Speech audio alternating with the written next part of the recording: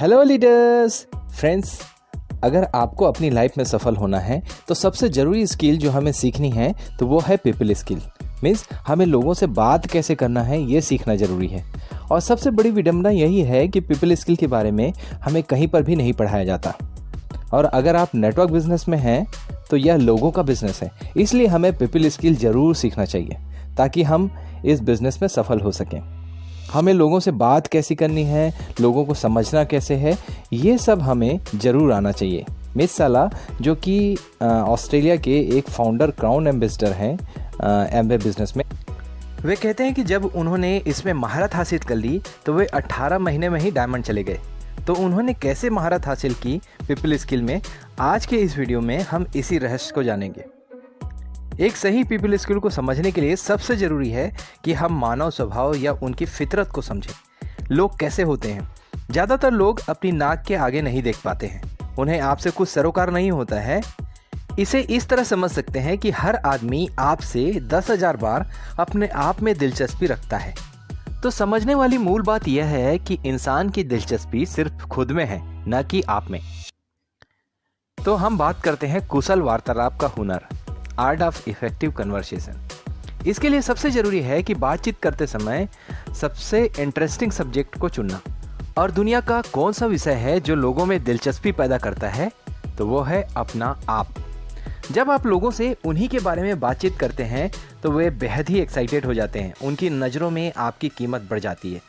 तो आप अपनी ज़िंदगी की किताब से मैं, मेरा, सिर्फ मैं ही शब्द निकाल फेंकिए। केवल एक शब्द चुनिए जो जुबान से कही जाने पर बहुत अच्छी लगती है, वह शब्द है आप। जैसे ही आप लोगों से उन्हें अपने बारे में बातचीत करने के लिए प्रेरित करेंगे तो आप यह पाएंगे कि वो आपको ज़्यादा पसंद करने लग गए हैं। औरों में महत्वपूर्ण होने का एहसास जगाएं। ह्यूमन रिलेशनशिप के सक्सेसफुली निर्वाह के लिए ज़रूरी है कि हम लोगों को इम्पोर्टेंट फील कराएं। हर व्यक्ति चाहता है कि उसे कुछ समझा जाए। ऑथर कहते हैं कि लोगों को इम्पोर्टेंट फील कराने के लिए हमें कुछ चीज़ें करनी चाहिए। जैसे ध्यान से सुनिए, लोगों की बातों पर ध्यान न देना उन्हें छोटा करने के बराबर होता है। दूसरा, लोगों को शाबाशी और बधाई दें। ऐसा करना चाहिए पर तभी जब उसकी ज़रूरत हो।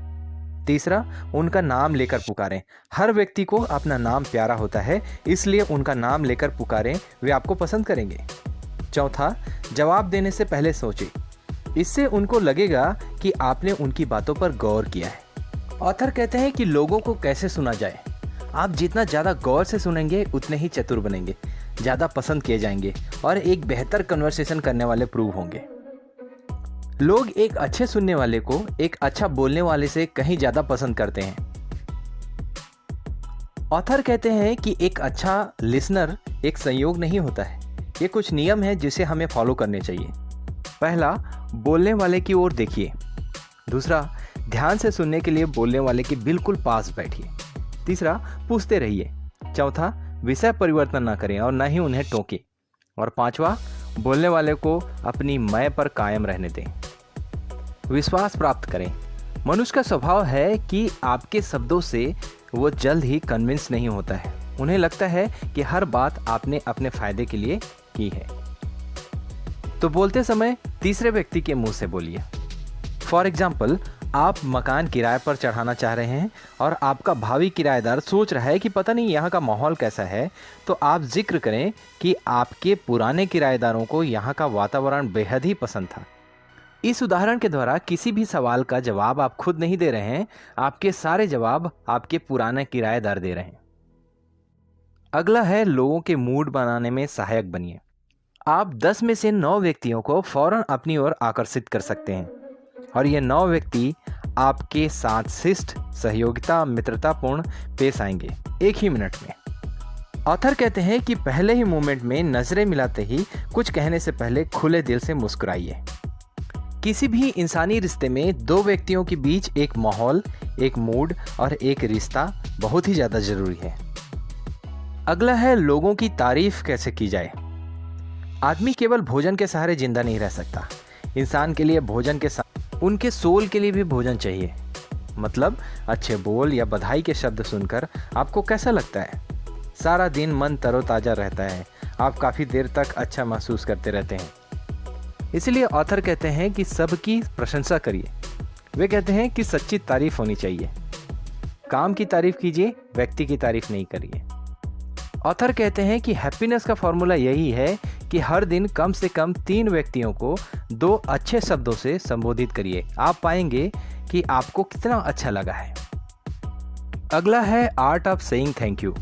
ऑथर बताते हैं कि थैंक्स कहना भी एक आर्ट है। वे कहते हैं कि कुछ चीज़ों को हमें ध्यान रखना चाहिए।